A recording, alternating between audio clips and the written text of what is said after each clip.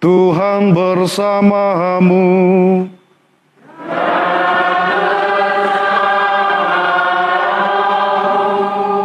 Inilah Injil Yesus Kristus menurut Matius.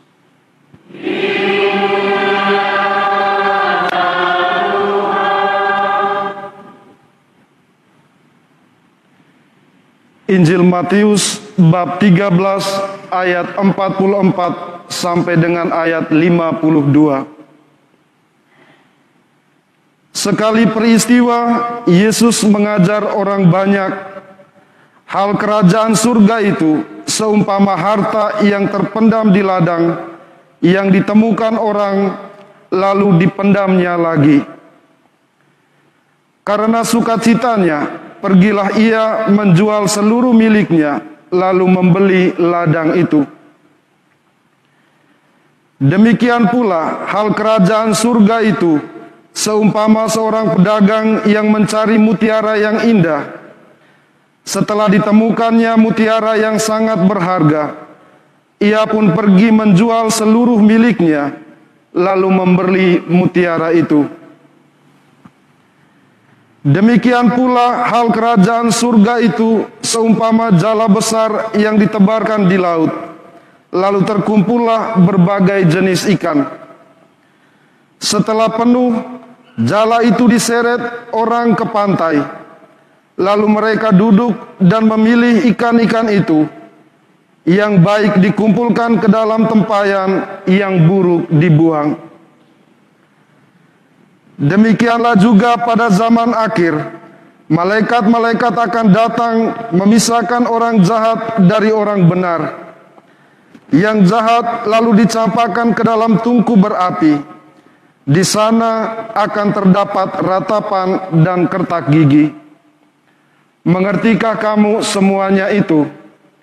Mereka menjawab, "Ya, kami mengerti." Lalu bersabdalah Yesus kepada mereka, "Karena itu setiap ahli Taurat yang menerima pelajaran tentang kerajaan surga itu, seumpama tuan rumah yang mengeluarkan harta yang baru dan yang lama dari perbendaharaannya."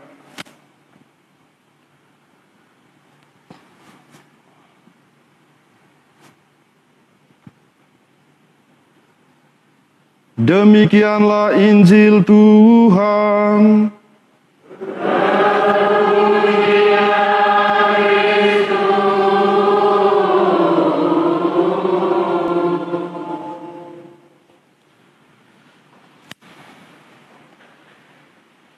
Horas.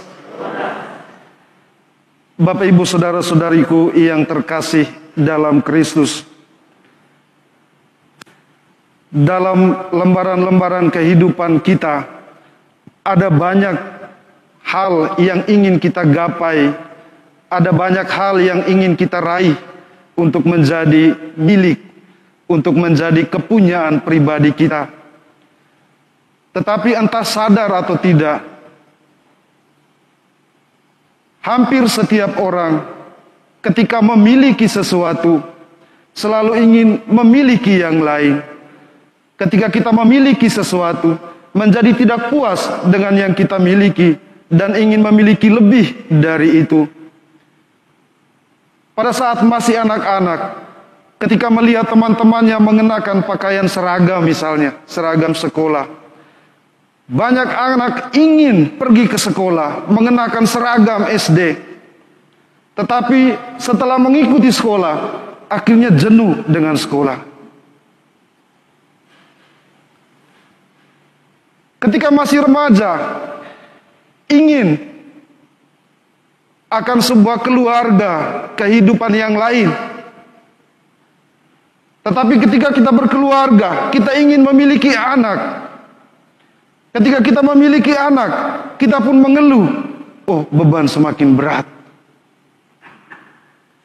Kita melihat dengan situasi kita saat ini. Banyak orang ketika diminta untuk tinggal di rumah, banyak orang pergi ke jalan. Banyak orang pergi ke jalan, mereka ingin pulang ke rumah. Ketika musim kemarau, kita ingin supaya musim hujan cepat tiba. Tetapi ketika musim hujan tiba, kita pun lelah dengan hujan.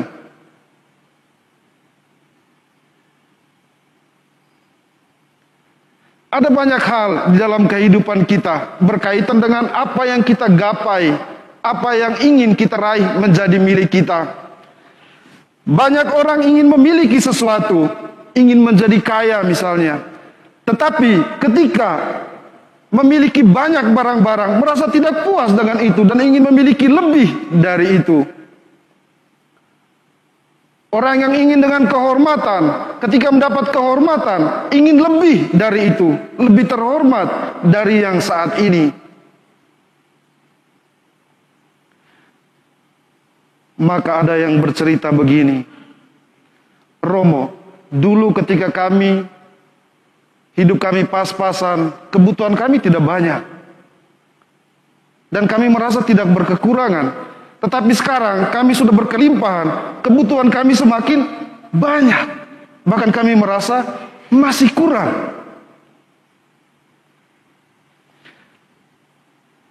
Boleh saya katakan bahwa sesuatu yang indah, itu seringkali kita merasa bahwa sesuatu yang ingin kita miliki, itu adalah yang indah. Tetapi setelah kita miliki, tidak indah lagi.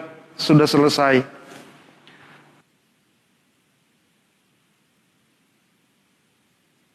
Yang belum kita miliki, tetapi kita harus bersyukur dengan apa yang sudah saat ini. Bapak Ibu saudara-saudariku yang terkasih dalam Kristus, di dalam bacaan pertama kita mendengarkan bersama doa Raja Salomo memohon kebijaksanaan dari Tuhan. Tuhan memberi kesempatan seluas-luasnya kepada Raja Salomo untuk meminta apa saja. Salomo meminta kebijaksanaan. Berarti kebijaksanaan itu begitu penting bagi Salomo, agar dia bisa membedakan mana yang baik dan mana yang tidak.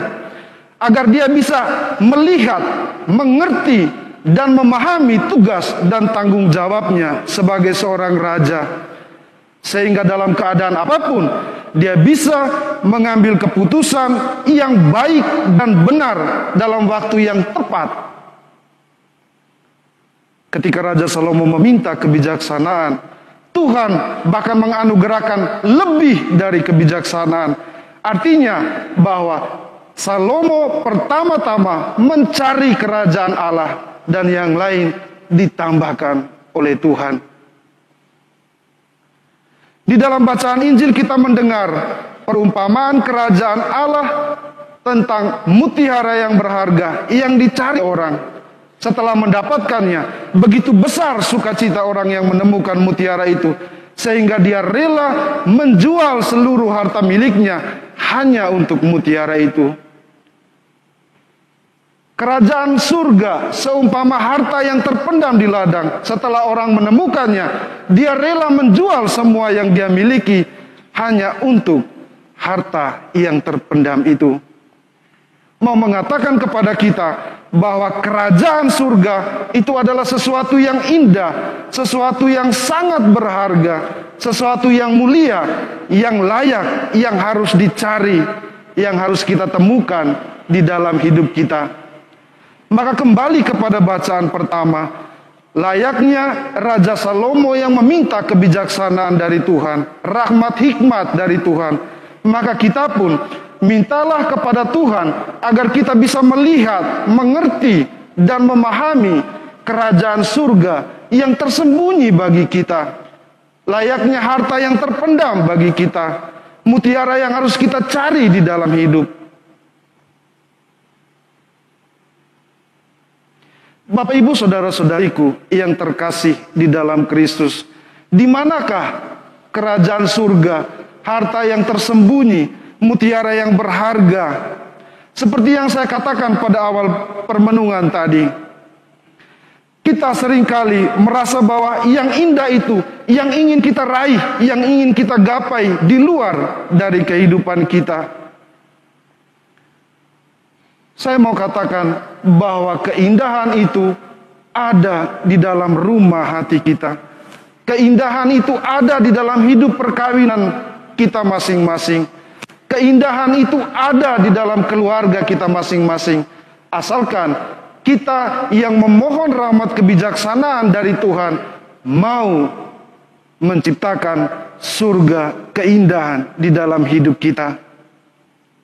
Banyak anak-anak yang tidak diperhatikan. Mengapa? Orang tua sibuk dengan pekerjaan di luar. Kalau di kota-kota besar, anak-anak bahkan dititipkan di tempat penitipan anak, mulai dari pagi sampai malam, tidak pernah berjumpa dengan orang tua. Sampai mereka tidur dan bangun lagi. Bagaimana kita bisa menemukan kerajaan surga di dalam keluarga kita? Seperti layaknya orang yang mau meninggalkan segala sesuatu, menjual seluruh miliknya. Kita untuk menemukan kerajaan surga dituntut untuk mengorbankan diri, untuk melepaskan keinginan kita pribadi, mau mengasihi pasangan kita. Bukan saya harus menuntut untuk dia mengasihi saya. Menemukan kerajaan surga di dalam kehidupan kita sehari-hari, di dalam keluarga, di dalam rumah hati kita, di mana saja kita berada. Itulah yang diwartakan di dalam bacaan Injil pada hari ini. Tetapi tentu saja bagi setiap kita manusia, kita memiliki kelemahan masing-masing. Kerapuan seringkali merintangi kita untuk menemukan kebahagiaan di dalam hidup. Maka mintalah senantiasa seperti layaknya Raja Salomo, kebijaksanaan, rahmat, hikmat, agar kita bisa melihat dengan lebih jelas kebahagiaan kita, agar kita dapat mengerti kehendak Tuhan di dalam hidup kita dan memahaminya, sehingga kita boleh melaksanakannya dengan baik.